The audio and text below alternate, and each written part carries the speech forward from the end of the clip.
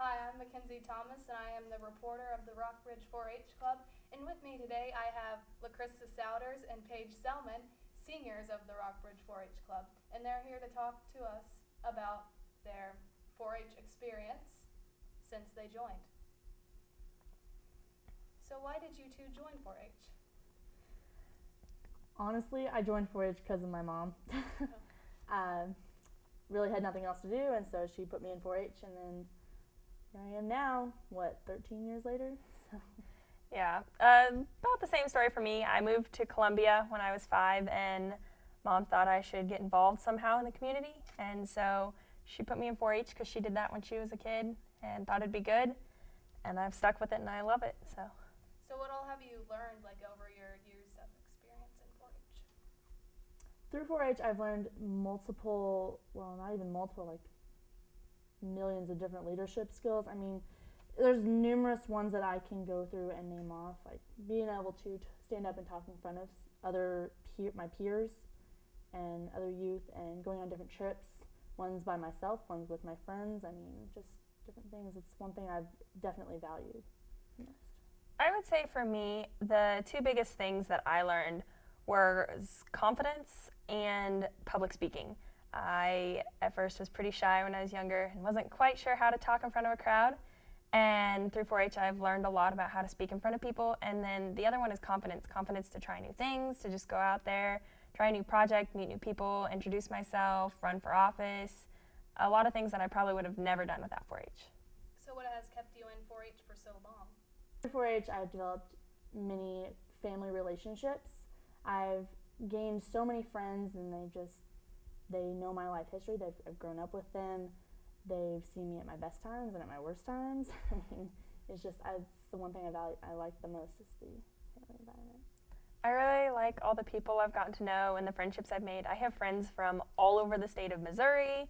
I have friends from different parts of the country, and it's great to get to go see them and to go on the trips. That's another big highlight for me. I've gotten to travel so many different places. I've been to Washington, D.C. and Georgia, as well as around the state of Missouri.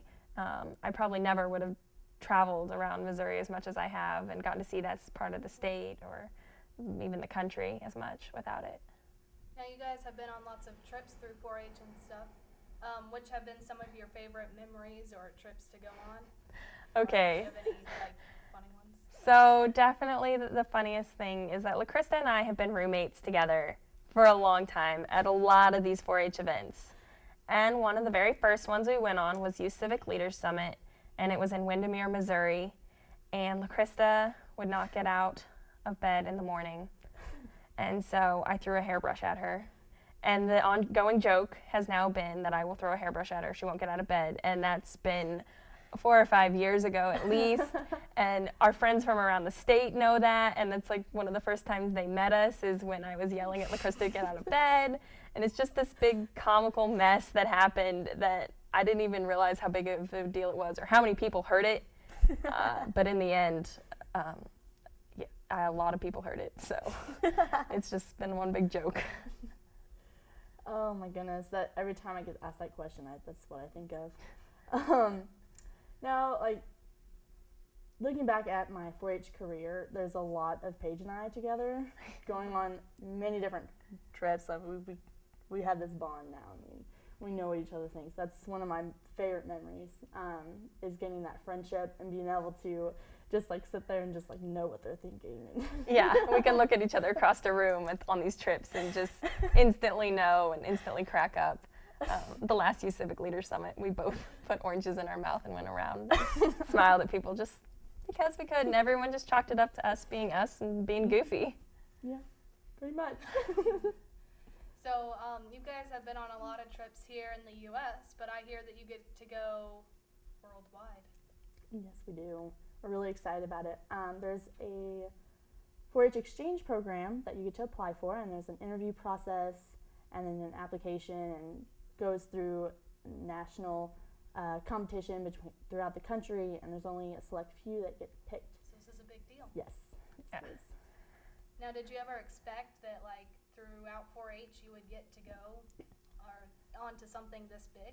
In a way, yes, and in a way, no. When I first joined 4-H, I was kind of more along the lines of, I'm 5. Mom, what did you just sign me up for? I have no idea what's going on here.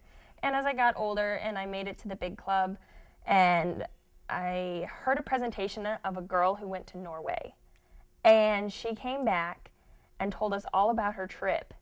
And I said that night, I was like, Mom, I really want to do that someday. I'm going to go.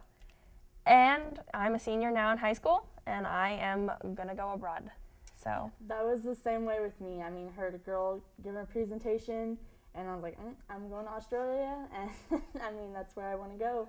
So, I mean, that was my goal throughout everything I've been through. I was like, this is getting me one step closer to getting to go on that trip. Did you guys get to choose which country you wanted to go to? Yeah. yeah, I chose to go to Finland. And I chose to go to Australia. Well, that'll be fun. What are you looking forward to on this trip? Like, will it be with other 4-Hers? Yes. Through Australia in the past, this is the smallest group there's been in a while. Well, in the past, there's 5 people going this year, and I think last year there was over 10.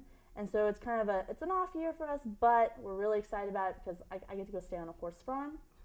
And I've heard stories about people staying on a dairy farm and then milking cows every day and shearing sheep and selling sheep. I mean, I've heard so many different stories, and it was really cool. So you get to like kind of live the lifestyle of someone over there? Yes. And then I'm going to Finland, and I don't have as much of an idea of what to expect. They said I will live somewhere in the country, generally probably more in the south part. That's about as specific as they've gotten. There are 12 of us who will be in Finland this year, and we each stay with a different family and live with them for a month and immerse ourselves in their culture and try their food and talk with them and just kind of experience what it's like to live in Finland. Well, this sounds really exciting, and I can't wait to hear about it whenever you guys get back. Oh, Yes. And I'd like to thank you guys for coming today. No problem. Thank you. Thank you for having us. Yes.